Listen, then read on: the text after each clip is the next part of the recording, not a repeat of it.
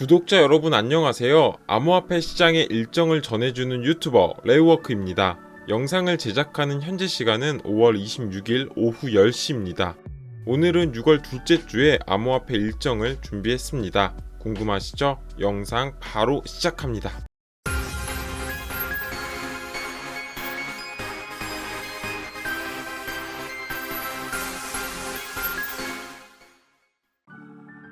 지난 영상에서는 6월 첫째 주 암호화폐 시장의 주요 일정과 호재를 업로드했습니다.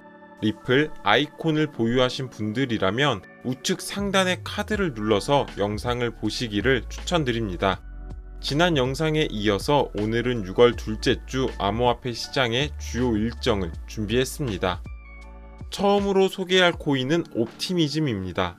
옵티미즘은 이더리움의 확장성을 지원하기 위해서 이더리움 기반의 옵티미스틱 롤업 레이어 2 프로토콜입니다. 옵티미즘의 핵심 기술은 옵티미스틱 롤업입니다. 옵티미스틱 롤업은 이더리움의 메인넷 위에 또 다른 레이어를 생성해서 트랜잭션을 그룹화하는 기술입니다. 네트워크에서 발생한 트랜잭션을 시퀀서를 통해서 묶어서 하나의 배치로 전달하는 구조를 가지기 때문에 이더리움의 처리량이 대폭 향상됩니다. 그로 인해서 사용자는 더 빠르게 트랜잭션을 처리하고 가스 비용을 줄일 수가 있습니다. 옵티미스틱 롤업은 이더리움의 가상 머신인 EVM과 호환이 되므로 개발자는 이더리움에서 사용하는 동일한 스마트 계약을 옵티미즘에서도 사용할 수 있습니다. 그래서 디파이나 복잡한 DApp, 이더리움 메인넷에서 옵티미즘으로 쉽게 이동이 가능하고 옵티미즘은 이더리움의 확장성에 큰 역할을 하고 있습니다. 옵티미즘이 한국 시간으로 6월 7일 새벽 1시에 베드락 업데이트를 진행합니다. 옵티미즘은 베드락 업그레이드를 메인넷에 배포하게 되어서 매우 기쁘다고 말했습니다. 그리고 베드락 업그레이드를 1년 넘게 준비했다고 밝혔는데 긴 시간이 소요된 만큼 다양한 기능적 개선점들이 포함되어 있습니다. 함께 살펴보도록 하겠습니다. 베드락 업그레이드로 가장 먼저 개선되는 효과는 프로토콜과 보안 비용을 47%나 감소시킨다는 점입니다. 프로토콜의 비용 감소는 결국 가스비의 감소와도 직결되는 부분이기 때문에 앞으로 옵티미즘을 이용하는 유저들이 더욱 저렴한 가격으로 트랜잭션을 진행할 수 있습니다. 이는 옵티미즘을 사용하는 유저들의 유입이 많아질 수 있음을 나타냅니다. 가스비를 낮출 수 있는 기술은 시퀀서 배치를 통해 데이터를 일괄 처리하고 압축해서 레이어 1으로 전송하기 때문입니다. 압축 후에 병렬로 레이어 2 트랜잭션을 처리해서 레이어 1에 더욱더 많은 데이터를 전송할 수 있게 됩니다. 두 번째 개선은 메인넷 브릿지에 새로운 인출 프로세스를 도입하고 보안을 개선함으로써 인출 프로세스의 버그를 없애는 것입니다. 과거에 이더리움 레이어 2 솔루션 중 옵티미스틱 롤업을 설명드렸던 영상이 있습니다. 레이어 2 기술에 대해서는 해당 영상을 보시고 꼭 이해하시기를 바라겠습니다. 옵티미스틱 롤업의 가장 큰 단점은 트랜잭션의 검증과 신고의 기간이 필요하고 이로 인한 유예 기간이 발생하게 됩니다. 이를 DTD라고 부르고 있고 출금에도 마찬가지로 유예 기간이 있으며 약 7일간의 시간이 소요된다라는 단점을 가지고 있습니다. 하지만 이러한 유예 기간이 존재함에도 7일이 지나고 나면 검증이 잘못된 인출에 대해서 막을 수 있는 방법이 없습니다.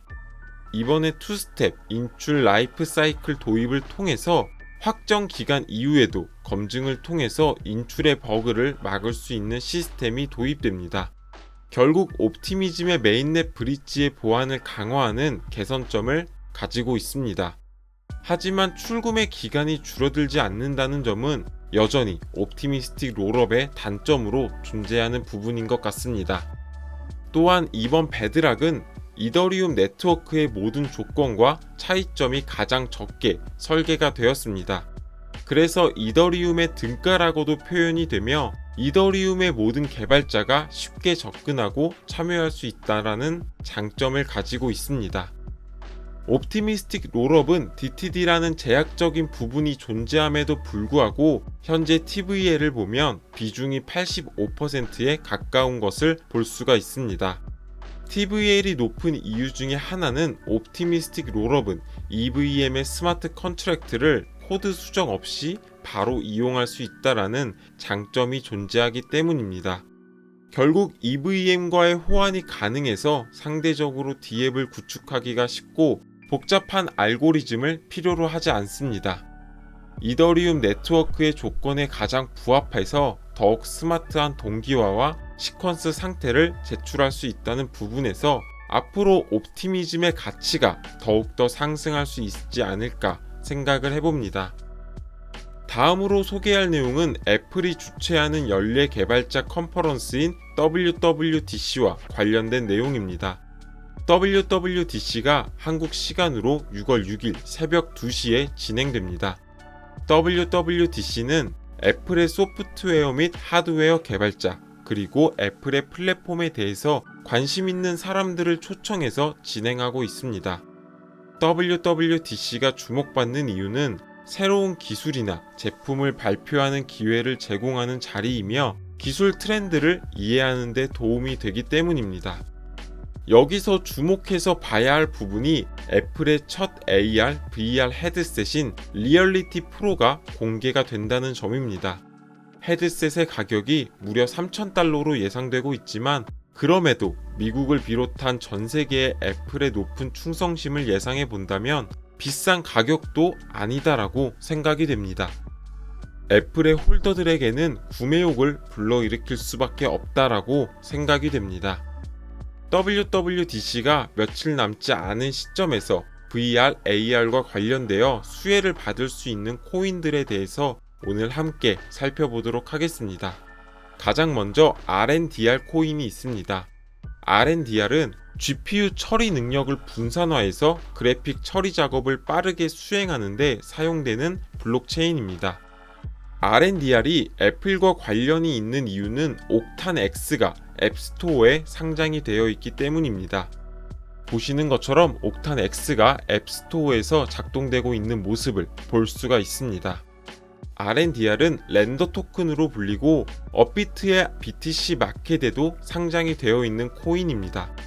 BTC 마켓은 상승이 시작되면 한 번에 200% 이상의 상승을 보여주기도 합니다. 이번 WWDC를 통해서 관련된 테마가 상승할 경우 주목해서 봐야 할 코인 중에 하나라고 생각합니다. 그리고 NFT 하면 떠오르는 코인이 바로 에이프 코인과 엑시 인피니티가 있습니다. 에이프 코인의 경우에는 제작사인 유가랩스와 연관이 있어서 관련 테마 코인에 포함이 되었습니다. 최근 유가랩스는 영국의 기술회사인 인프로바블과 NFT와 메타버스의 시초인 애니모카 브랜드와 협력해서 아더사이트 메타라는 프로젝트를 개발하고 있습니다. 인프로바블은 2012년에 설립이 되었고 스파셜 OS라는 시뮬레이션 플랫폼을 제공하는데 물리적으로 떨어진 여러 서버가 실시간으로 함께 작동해서 대규모 메타버스 세계를 생성하고 관리하고 있습니다. 유가랩스와 에이프코인은 원래도 NFT로도 유명하지만 메타버스와 관련되어서 애플의 AR 기기와 함께 주목받고 있습니다. 실제 아더사이드 메타 영상을 보면 굉장히 그래픽이 좋고 메타버스 세계에서 크게 주목받고 있는 상태입니다. 이어서 관련된 코인으로는 엑시 인피니티가 주목받고 있습니다. 엑시 인피니티의 경우에 최근에 5월 17일에 앱스토어에 출시가 되면서 큰 호재가 되었고 12%가량 상승하는 모습을 보여주었습니다. 앱스토어에 출시가 되었다는 부분 자체가 앞으로 VR, AR 기기와의 호환성에도 영향을 미칠 수 있다라는 부분에 있어서 관련된 코인으로 크게 주목받고 있습니다. 그리고 다음으로는 GMT, 스테픈 코인이 있습니다. 스테픈의 경우에는 최근에 5월 22일에 애플페이와 연동을 진행하면서 호환성을 구축하는 호재가 있었습니다. 애플페이와의 통합을 통해서 스테픈은 암호화폐 지갑이 없이도 직불카드를 애플월렛에 추가해서 앱에서 바로 NFT 거래를 할 수 있게 되었습니다.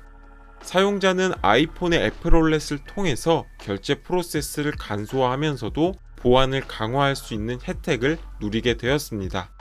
이런 소식이 전해지면서 스태프는 장중에 23%까지 상승하는 모습을 보여주었습니다. 또한 이는 웹3 진입 장벽을 허물면서 스태픈 유저들이 웹3에 더욱더 쉽게 접근할 수 있는 발판을 마련했다라는 점에서도 큰 의미를 가지고 있습니다.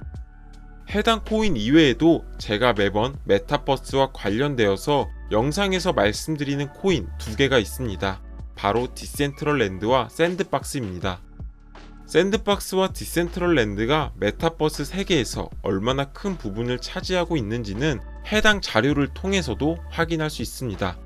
가장 먼저 랜드의 시총을 보면 디센트럴랜드가 4억 5천억 달러로 1위를 차지하고 있고, 이어서 샌드박스가 1억 6천 달러로 3위를 차지하고 있습니다. 디센트럴랜드와 샌드박스는 전년 대비 180%가량 성장하면서 현재도 잠재력을 입증하고 있는 상태입니다. 보시는 데이터는 22년 메타버스 세계의 토지의 평균 가격을 나타냅니다. 1월 달에 최고점을 찍은 이후로 토지의 가격이 점점 하락했지만 다시 한번 상승하고 있는 모습을 볼 수가 있습니다.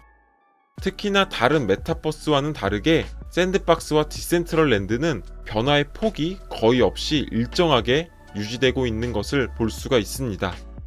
랜드가 변화폭이 상대적으로 적다는 것을 확인할 수 있습니다. 이는 홀더들이 매도를 하지 않고 자리를 지키고 있는 것을 보여주고, 상승 테마가 주목받을 때 수요자의 증가로 시세의 상승을 경험할 수 있을 것으로 보여집니다. 다음은 2년간의 메타버스 세계의 자산과 랜드에 대한 비율을 나타내주는 그래프입니다. 초록색이 랜드 판매 가격의 볼륨을 나타냅니다. 여기서 보시면 3월달을 기준으로 샌드박스 알파 시즌2와 10월달에 알파 시즌3의 기간이 발생한 시점에서 두 자산이 커플링되면서 크게 상승하는 모습을 볼 수가 있습니다. 이는 향후에 다양한 콘텐츠들이 진행될 샌드박스와 디센트럴랜드의 메타버스 세계가 성장할 수 있음을 보여주고 있습니다.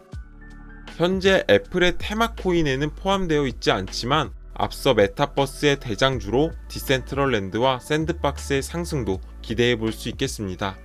WWDC 행사 일정에 맞춰서 관련된 코인들도 하나쯤은 매수해 보시면 어떨까 싶습니다. 오늘의 영상은 여기까지입니다. 투자에 있어서 큰 도움이 되셨으면 좋겠습니다.